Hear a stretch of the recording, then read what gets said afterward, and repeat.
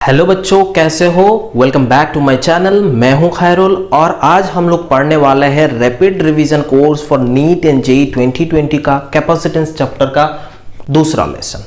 Previous section में हमने capacitance क्या होता है, कैपेसिटेंस में इलेक्ट्रिक फील्ड कैसे निकाला जाता है, फोर्स कैसे निकाला जाता है, कैपेसिटेंस के बारे में जो भी डिफरेंट टाइप का कैपेसिटर है, जैसे स्फीयर कैपेसिटर हो गया, स्फेरिकल कैपेसिटर हो गया, सिलेंड्रिकल कैपेसिटर हो गया, वायर कैपेसिटर हो गया, पैरेलल प्लेट कैपेसिटर हो गया, ये सारे चीज के बेसिक फंडा जो है हमने वो प्रीवियस क्लास में पढ़ लिया। आज के क्लास में हम लोग पढ़ेंगे कॉम्बिनेशन ऑफ कैपेसिटर्स, उसमें कॉम्बिनेशन ऑफ पैरेलल प्लेट्स, इसके बाद वगैरह वगैरह बहुत टाइप का पैरेलल प्लेट्स होता है, उसको हम अलग अलग टाइप के कंबाइन करते हैं, फिर उसमें कैसे कैपेसिटेंस निकाला जाता है, वो सारे चीज हम इस लेसन में पढ़ने वाले हैं, इस लेक्चर में पढ़ने वाले हैं। तो एंड तक इसको देखिएगा, है ना। तो अगर मेरा ये पुराना जो कैपेसिटेंस के बारे में पहला लेसन है वो अगर पढ़ना चाहते हो तो आई बटन क्लिक करके उसको पढ़ सकते हो। स्ट्रेटेजी स्टडी प्लान अगर देखना चाहते हो तो आई बटन क्लिक कर लीजिएगा। ये वीडियो आप पूरा एंड तक देखिएगा, आपको फायदा होने वाला है, आपको पूरा कैपेसिटेंस क्लियर हो जाएगा, क्योंकि कैपेसिटेंस चैप्टर से आपको हर बार क्वेश्चन पूछा जाता है। बात समझ में आ रहा है। अगर वीडियो पसंद आए तो जरूर लाइक करिएगा, शेयर करिए अपने दोस्तों के साथ और सब्सक्राइब करने ना भूलिएगा अगर आप नए हैं इस चैनल पे, क्योंकि आपको अपडेट मिलना है और अच्छा कोर्सेस में क्रिएट करता हूँ, अपलोड करता हूँ आपके लिए ही है। और आप जानते हो रैपिड रिवीजन कोर्स में मैं वैसा टाइप का पढ़ाता हूँ जो प्रीवियस ईयर्स में आया हुआ है। नीट एंड जेईई का बात कर रहा हूँ, नीट एंड जेईई मेंस उसमें आया हुआ है और आने वाले सालों में आ सकता है। तो इसीलिए आपको बोलता हूँ कि ये जो लेसन्स है वो बहुत ही इंपॉर्टेंट है और रैपिड रिवीजन जो प्लेलिस्ट है वो बहुत ज्यादा इंपॉर्टेंट है। हाँ, हो सकता है आपने पहले पढ़ चुके हैं लेकिन आपका कोई कॉन्सेप्ट ऐसे चोट ना जाए, इसीलिए मैं इस कोर्स को मैंने बनाया है। स्पेशली उन बच्चों का है पहले वो एक बार पढ़ चुके हैं, जो क्रैश कोर्स के टाइप जैसा रिवीजन कोर्स है, उस कोर्स के लिए आपको यहां पे बताया जा रहा है। चलिए शुरू करते हैं।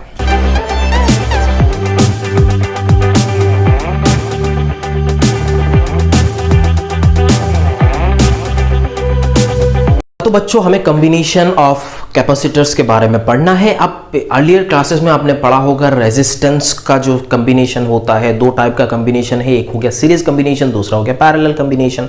तो ये आपने पहले पढ़ लिया, तो वैसा ही सिमिलर टाइप का, या फिर आप करंट इलेक्ट्रिसिटी के चैप्टर में हमने ये सब पढ़ लिया है। तो इसको देखते हैं जरा ध्यान से। जो सीरीज कॉम्बिनेशन, एक कॉम्बिनेशन होता है सीरीज और दूसरा होता है parallel combination. In series combination पे यहाँ पे आपने दो कैपेसिटर को लगाया सीरीज में, है ना, और उसके बाद इसको एक बैटरी के साथ कनेक्ट करा। जब बैटरी के साथ कनेक्ट कर लेते हो तो ये बैटरी क्या करता है, यहाँ पे चार्ज ड्रॉ करता है। चार्ज यहाँ से ड्रॉ करेगा, इसको देगा। इस दोनों कैपेसिटर में जो चार्ज होगा वो सेम होगा। क्या होगा? Charge is equals to same. अब ये चार्ज का वैल्यू क्या होता है? Charge can be written as Q equals to C equivalent into V। दोनों में सेम होगा। अब आपको चाहिए C इक्विवेलेंट। C इक्विवेलेंट क्या चाहिए? आपको निकालना है। अब इस सीरीज कॉम्बिनेशन में जो इक्विवेलेंट होता है 1/C equivalent equals to 1/C1 plus 1/C2 and so on. जितना होगा उतना आपको करना है। अगर C इक्विवेलेंट देखा जाए तो अब ये 2 है, तो इसीलिए आप इसको 2 को ऐसा लिख सकते हो, C1 plus C2। I hope आपको इतना समझ में आ गया। तो अब यहाँ पे जो C इक्विवेलेंट है आप यहाँ से इसको निकाल सकते हो, यहाँ पे आप इसको पुट कर देना, वही है। अब यहाँ पे जो चार्ज होगा, चार्ज दोनों कैपेसिटर में सेम होगा, लेकिन यहां पे पोटेंशियल डिफरेंस जो है वो पोटेंशियल डिफरेंस ऑब्वियस बात है अलग अलग होगा। पोटेंशियल डिफरेंस ये दोनों में अलग अलग होगा। जैसे V1 डिवाइडेड बाई V2 होता है C2, ये इनवर्स रेशियो है C2 डिवाइडेड बाई C1, इसीलिए आप बोल सकते हो V1 can be written as C2 divided by C1 plus C2 into V। ये हो गया पोटेंशियल डिस्ट्रीब्यूशन। या V2 का वैल्यू अगर आप देखना चाहते हो तो V2 इक्वल्स टू आप बोल सकते हो C1 divided by C1 plus C2 into V। ये होता है आपका पोटेंशियल डिस्ट्रीब्यूशन। दूसरा होता है पैरेलल कॉम्बिनेशन। इस पैरेलल कॉम्बिनेशन में क्या होगा, आप जानते हो यहाँ पे चार्ज अलग अलग होगा। यहाँ पे चार्ज Q1 है, इसमें चार्ज Q2 होगा। ये दोनों में जो नेट चार्ज होगा वो कितना होगा? QF equals to Q1 plus Q2, क्योंकि ये दोनों अलग अलग होगा। लेकिन यहाँ पे जो पोटेंशियल है V1 equals to V2 equals to V, ये सेम होगा, है ना। अब जो चार्ज का वैल्यू होगा, आपका जो चार्ज का वैल्यू है Q1 इक्वल्स टू क्या होगा? C1 इंटू V, और Q2 जो होगा वो क्या होगा? C2 into V। यही आपको चाहिए। और अगर आपको यहाँ पे कॉम्बिनेशन चाहिए, जो CF का वैल्यू, ये टोटल CF का वैल्यू कितना होगा वो अगर आप निकालना चाहते हो तो आप देखो C इक्विवेलेंट इक्वल्स टू, ये पैरेलल कॉम्बिनेशन में जब होता है दोनों को हम सम कर लेते हैं, एंड सो ऑन। यहाँ पे 2 है तो आप 2 लिख सकते हो। बात समझ में आ रहा है कि नहीं? क्यू एफ का जो वैल्यू है वो आप लिखते हो Q C equivalent into V. आपने सी इक्विवेलेंट निकाला, वी के साथ मल्टीप्लाई कर लिया। वी क्या है? Maximum potential difference applied by this battery. बात समझ में आ गया इतना? ओके। अगर यहाँ पे एन टाइप कैपेसिटर है, N capacitor, sorry N type नहीं, N type P type semiconductor होता है, हाँ, तो एन कैपेसिटर है यहाँ पे और सारे के सारे कैपेसिटेंस सी है, तो उस सिचुएशन में हमारा 2 चीज आता है, एक आता है सीरीज और दूसरा आता है पैरेलल। तो सीरीज में क्या होगा और पैरेलल में क्या होगा वो आपको जानकारी जरूरी है। तो अब देख सकते हो यहाँ पे C इक्विवेलेंट हमने निकाला था और C इक्विवेलेंट यहाँ पे आएगा C डिवाइडेड बाई N और पोटेंशियल ऑफ ईच, यहाँ पे पोटेंशियल ऑफ ईच देखो यहाँ पे वही हो जाएगा। सो V डिवाइडेड बाई N। अगर आप चार्ज देखना चाहते हो किसी भी उस सर्किट में, जैसे ये हो गया, ऐसे टाइप का होगा ना, N टाइप तक चला जाएगा, N नंबर्स है यहाँ पे, तो आप देख सकते हो Q इक्वल्स टू ऐसा लिखना है C इक्विवेलेंट इंटू V और C equivalent C divided by N into V, ये होता है। बात समझ में आ रहा है? पैरेलल कॉम्बिनेशन में जाने का तब आपका C इक्विवेलेंट जो है वो कितना होगा? N into C। यहाँ पे V सबका बराबर होगा, V सेम है, यहाँ पे चार्ज सेम था, यहाँ पे चार्ज सेम था, V सेम है, और ये आपको यहाँ से खत्म हो जाता है और CF जो है उसका वैल्यू होता है C इक्विवेलेंट इंटू V। बस C इक्विवेलेंट का वैल्यू यहाँ पे पुट कर लो, आपका चार्ज का वैल्यू निकल जाए। ओके, अगर आप किसी भी एक कैपेसिटर का निकालना चाहते हो, मानो चार्ज किसी भी एक कैपेसिटर का निकालना चाहते हो, तो कोई भी एक ईच कैपेसिटर यहाँ पे बोल सकते हो, each capacitor equals to C multiplied by V। बस उस कैपेसिटर का capacitance multiplied by potential difference applied by this battery. तो यहाँ से ये खत्म होता है हमारा जो आपने कॉम्बिनेशन ऑफ कैपेसिटर हमने पढ़ लिया था। लेकिन अभी आपको बहुत ही ज़्यादा इंपॉर्टेंट है, जैसे अभी हम लोग बहुत इंपॉर्टेंट टॉपिक पढ़ना है जो होता है कॉम्बिनेशन ऑफ प्लेट्स। बहुत सारे प्लेट हमारे साथ जुड़ा हुआ है, तो उस सिचुएशन में उसमें कैपेसिटेंस कितना होगा, कैपेसिटेंस कैसे निकाला जाता है, वो सारे चीज़ अब मैं आपको बताने वाला हूँ। मेरे साथ जुड़े रहिए, एंड तक इस वीडियो का देखिए, बहुत सारे कॉन्सेप्ट आपको क्लियर होने वाला है। हाँ, तो बच्चों मैंने जैसे बताया कॉम्बिनेशन ऑफ प्लेट्स हमें पढ़ना है। जैसे यहाँ पे देखो तीन प्लेट मैंने रखा, पहला इलस्ट्रेशन मैंने लिया, एक 3 प्लेट, ये एक प्लेट, ये एक प्लेट और नीचे एक प्लेट, ऐसे अंदर की तरफ है, उसका एरिया दिया हुआ है A है, ये दोनों के बीच का जो थिकनेस है, जो सेपरेशन है वो D है, ये दोनों के बीच में सेपरेशन D है, इसका भी एरिया A है, सबका एरिया सेम है, सेपरेशन D है, ये है। बात समझ में आ रहा है? ये दोनों को हमने कनेक्ट करा और एक टर्मिनल के साथ जोड़ लिया, और यहाँ पे एक कनेक्ट करा टर्मिनल के साथ जोड़ लिया, और इसका कैपेसिटेंस हम मान रहे हैं CC है, या C1 आप कुछ भी मान सकते हो, CC है ना? आपको पूछा ये इक्विवेलेंट कैपेसिटर कितना होगा।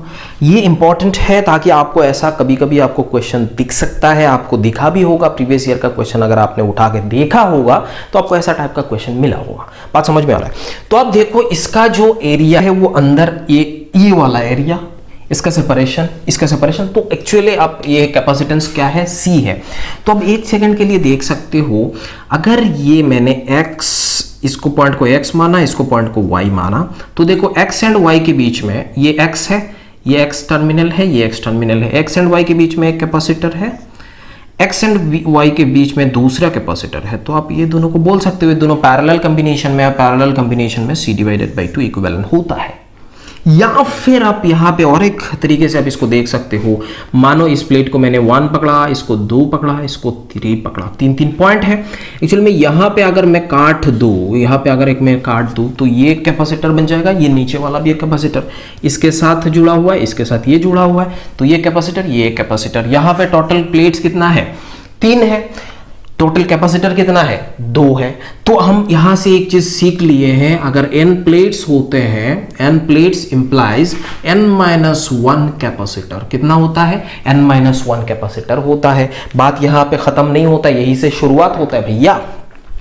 तो अगर मैंने इस पॉइंट को 1 पकड़ा, इसके बीच में कैपेसिटर, दूसरा पॉइंट 2 आया और इसके बाद 3 के बीच में और एक, अब 1 एंड 3 को मैंने कनेक्ट करा और ये, अब देखो ये दोनों पैरेलल आपको दिख रहा है, ये दोनों क्या दिख रहा है? Parallel, C divided by 2। तो अब किसी भी मेथड से आप इसको कर सकते हो, इसमें कोई शक वाली बात नहीं है। यहाँ पे मैंने प्लेट का स्ट्रक्चर नहीं बनाया, सिंपल लाइन से मैंने आपको बता दिया, ये 1 2 3 4 है, तो यहाँ पे टोटल कैपेसिटर कितना होगा भाई? 3 होगा। अब यहाँ से 1 2 3 4 ऐसा पॉइंट करके भी दे सकते हो, 1 2 3 4, लेकिन मैं प्रेफर करता हूँ ऐसे। देखो ये x पकड़ा, ये y पकड़ा, जैसे हमने करंट इलेक्ट्रिसिटी में भी पढ़ा था, ये दोनों प्लेट का पोटेंशियल सेम है, इसको हम P मान लेते हैं ना, तो माना P। X एंड P के बीच में एक कैपेसिटर आया, मैंने लिखा। X एंड P के बीच में अगेन एक आया, मैंने लिखा। इसके बाद ये Y एंड P के बीच में देखो, ये X एंड P के बीच में ये आया, X एंड P के बीच में और एक आया, यहां से और एक दे सकते हो, एंड Y एंड P के बीच में और एक आया। तो ये दोनों कैपेसिटर पैरेलल हो गया, तो 2C और इसके साथ series combination divided by 3C। 3 ने 3C को काटा और बचा आपको ये। आई होप आपको इतना समझ में आ गया। या फिर आप यहां से अगर पॉइंट वाला पकड़ के लिख सकते हो 1 2, ये 1 है, ये 2 है, ये 3 है और ये 4 है। 1 2 3 4 5 4, 1 एंड 3 कनेक्ट करो और ये एक टर्मिनल, ये एक टर्मिनल, तो ये दोनों पैरेलल दिख रहे हैं, इसके साथ सीरीज। ऐसा भी कर सकते हो, जो आप प्रेफर करो अपने हिसाब से करना है। बात आंसर तो एक ही आने का है, आंसर दो नहीं आएगा, बराबर आएगा। यहां पे क्या करा, 4 है तो पहले दोनों को मैंने कनेक्ट करा। यहां से ये कर सकते हो X P एंड Y, तो X एंड P के बीच में एक आया, Y एंड P के बीच में दूसरा आया, X एंड P Y के बीच में और एक आया। तो ये दोनों सीरीज में है, ये पैरेलल है। बात समझ में आ रहा है? तो ये दोनों सीरीज में होगा तो C डिवाइडेड बाई 2, और ये अगर इसके साथ है तो आप लिख सकते हो 3C डिवाइडेड बाई 2। बात समझ में आ रहा है कि नहीं भाई? यहां से ये समझ में आता है, आप जैसे करना चाहते हो वैसा ही करो, आंसर बराबर आएगा। यहां पे और एक है जैसे कॉम्बिनेशन ऑफ n प्लेट्स है। यहां पे क्या दिया हुआ है, कॉम्बिनेशन ऑफ n प्लेट्स। यहां पे बहुत सारे प्लेट्स यहां पे लगा हुआ है, लेकिन ऑल्टरनेट करके। अगर ये प्लेट इसके साथ है, ये प्लेट इसके साथ है, ये प्लेट उसके साथ, ये प्लेट इसके साथ, ऐसा करके ऑल्टरनेट करके दिया हुआ है। ये जो कैपेसिटर है, ऐसा टाइप का कैपेसिटर यूज होता है वेरिएबल कैपेसिटेंस बनाने के लिए। वेरिएबल कैपेसिटेंस आप बोल सकते हो सर क्या बोल रहे हो, वेरिएबल कैपेसिटर होता क्या है भैया? ये देखो, ये अगर दो प्लेट है, ये दोनों के बीच का जो एरिया है, ओवरलैपिंग एरिया, ये बीच वाला है। देखो, अगर ओवरलैपिंग एरिया में बोलूं तो ये वाला हो जाएगा, मतलब ये वाला है कि नहीं, बोलो। दोनों प्लेट के बीच में अगर एक प्लेट को मैं थोड़ा नीचे ला दिया तो इसका ओवरलैपिंग एरिया घट जाएगा, है कि नहीं? इसको मैंने ऐसे रखा तो ये ओवरलैपिंग एरिया घट जाएगा। जब ओवरलैपिंग एरिया घट जाएगा तो कैपेसिटेंस भी घट जाता है। बात समझ में आया? ओवरलैपिंग एरिया बढ़ा देते हो तो अगर इसमें कैपेसिटेंस का वैल्यू कम करना है तो इसको नीचे लाना है, नीचे वाला इसको x है, इसको y मान लो, नीचे वाले को नीचे लाना है। अगर ये बढ़ाना चाहते हो तो ऊपर लाना है। बात समझ में आ रहा है? हाँ, तो मैंने बोला था ये ऐसा है, इसमें क्या करेगा, अगर ओवरलैपिंग एरिया घट जाएगा तो क्या होगा, ओवरलैपिंग एरिया बढ़ जाएगा तो क्या होगा। ओवरलैपिंग एरिया अगर घट जाए, ए घट जा रहा है तो कैपेसिटेंस का वैल्यू भी घट जाता है, ए इंक्रीज हो रहा है तो कैपेसिटेंस का वैल्यू भी इंक्रीज होता है। बात समझ में आ रहा है? अब यहाँ पे जो ऑल्टरनेट सिस्टम में लगाया हुआ है तो इसको हम लोग पैरेलल कॉम्बिनेशन बोल सकते हैं। पैरेलल ही है ये, इसके साथ ये, इसके साथ ये, इसके साथ ये, ऐसे कनेक्टिंग है। बात समझ में आ रहा है? तो ये पैरेलल कॉम्बिनेशन है। तो C equivalent equals to n-1, क्योंकि यहाँ पे n प्लेट है तो कितना कैपेसिटर होगा, n-1 होगा कि नहीं भाई? यहाँ पे देखो, मैंने बोला था, तो ये C हो गया। बात समझ में आया कि नहीं भाई? अगर आप इस कैपेसिटेंस का वैल्यू निकालना चाहते हो, ज्यादा निकालना चाहते हो, ज्यादा इंक्रीज कराना चाहते हो तो ए का वैल्यू इंक्रीज करा दो, घटाना चाहते हो तो घटा सकते हो।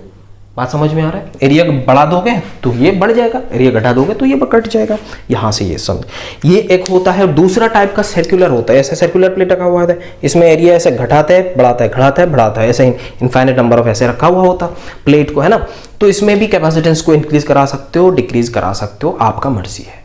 बात समझ में आया? हम लोग पढ़ने वाले हैं टाइप्स ऑफ स्फेरिकल कैपेसिटर। मतलब यहाँ पे क्या बोल रहा है, स्फेरिकल कैपेसिटर तो हम जानते हैं कैपेसिटेंस कितना होता है। एक बड़ा सा सेल होता है, उसके अंदर एक छोटा सा सेल है, दोनों के बीच में कैपेसिटेंस कितना होता है, 4 pi epsilon naught AB divided by A minus B, या फिर B माइनस है, जो बड़ा है उससे माइनस करना है। बात समझ में आ रहा है?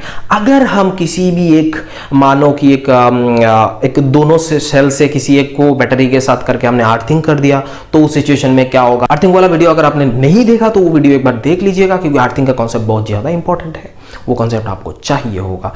आई बटन क्लिक करिए, नहीं तो इस प्लेलिस्ट में चले जाइए रैपिड रिवीजन का, उसमें आपको मिल जाएगा कॉन्सेप्ट ऑफ अर्थिंग बोल के, है ना।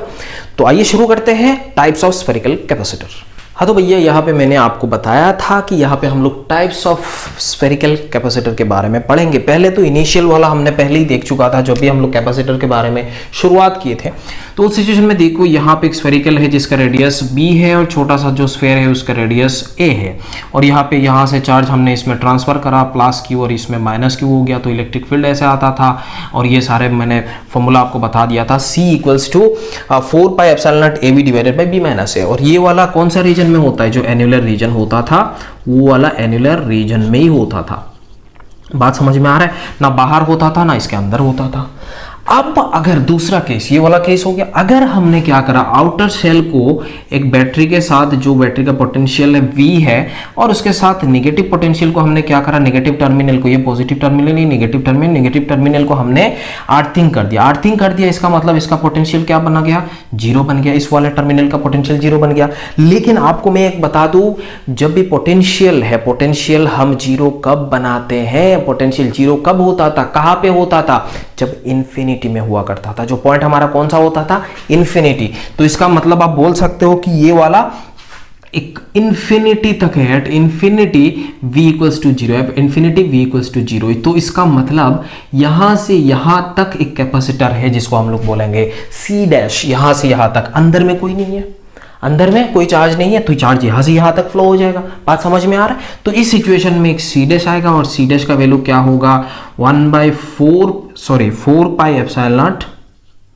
इंटू बी हो जाएगा। ये हो गया आपका इसमें स्फेरिक, इस स्फेरिकल कैपेसिटेंस का ये वाला, लेकिन इसमें एनुलर रीजन में कोई कैपेसिटेंस नहीं है, सारे के सारे बाहर हो जाएगा अप टू इन्फिनिटी, क्योंकि ये पॉजिटिव टर्मिनल और ये वाला पॉजिटिव टर्मिनल है, वो वाला नेगेटिव टर्मिनल है जो इन्फिनिटी में है। बात समझ में आ रहा है। तो इसलिए कैपेसिटर हो गया, एक पॉजिटिव दूसरा नेगेटिव, तो ये बीच का जो भी होगा वो कैपेसिटर यहाँ पे बन जाता है। तो ये मेरा सेकंड केस हो जाता है। अगर मैंने थर्ड केस लिया तो यहाँ पे देखो एक स्फीयर है, जो शेल है, इसका पॉजिटिव टर्मिनल मैंने कनेक्ट करा, ये पॉजिटिव टर्मिनल हुआ, ये नेगेटिव, इसका नेगेटिव मैंने अर्थिंग करके रखा है। और यहाँ पे एनुलर, इसका जो हमारा जो इनर सेल है उसका भी ये टर्मिनल मैंने अर्थिंग करके रखा था। तो एक तो यहाँ पे अर्थिंग करके रखा, इसका पोटेंशियल जीरो है, तो इसका मतलब एट इन्फिनिटी में इसका पोटेंशियल क्या मिल रहा था, जीरो मिला। तो इन्फिनिटी तक ही हमारा क्या है, ये एक कैपेसिटर आएगा जिसमें सी डैश बोलेंगे। हाँ, यहाँ पे ये पॉजिटिव है, ये नेगेटिव है, बात समझ में आ रहा है। तो यहाँ पे भी एक कैपेसिटर आएगा। तो ये कैपेसिटर और ये कैपेसिटर, ये दोनों कैपेसिटर इस सिचुएशन में पैरेलल कॉम्बिनेशन में आ जाएगा। इसका पॉजिटिव, इसका नेगेटिव के साथ एक पॉजिटिव नेगेटिव, और इधर से पॉजिटिव नेगेटिव, तो पॉजिटिव नेगेटिव, तो एक ही ब्रांच पे लगा हुआ है कि नहीं भाई बोलो। तो जब ये एक ही ब्रांच पे लगा हुआ होता है तो इसका net capacitance equals to C dash plus C dash का वैल्यू क्या होता है, 4 pi epsilon naught into B, और सी का value 4 pi epsilon naught A B divided by B minus A. तो ये पूरा हो जाता है कैपेसिटर। और यहाँ पे हमारा होता है टाइप्स ऑफ स्फेरिकल कैपेसिटर, ये 3 टाइप है, आपको ये ध्यान में रखना है। आपको कभी कभी क्वेश्चन इसे पूछ सकता है, डायरेक्ट आपको पूछ लेगा कि इसमें पोटेंशियल कैपेसिटेंस कितना होगा वगैरह वगैरह। आगे जाके हम लोग पढ़ने वाले हैं कैपेसिटिव सर्किट, ठीक है। तो नेक्स्ट क्लास में इसको करेंगे, और मेरे साथ जुड़े रहिए। अगर पसंद आए इस वीडियो को आप लाइक जरूर करिएगा, शेयर करिए अपने दोस्तों के साथ, पूरा फैला दो, अपना जितना दोस्त है सबको फैला दो, क्योंकि ये वीडियो सबके लिए फायदेमंद है। बात समझ में आया। तो मिलते हैं अगले लेक्चर पे, तब तक खुश रहिए और पढ़ाई करिए। लॉकडाउन के टाइम में फाड़ दीजिए पढ़ाई करके, समझ में आ रहा है। Thank you so much.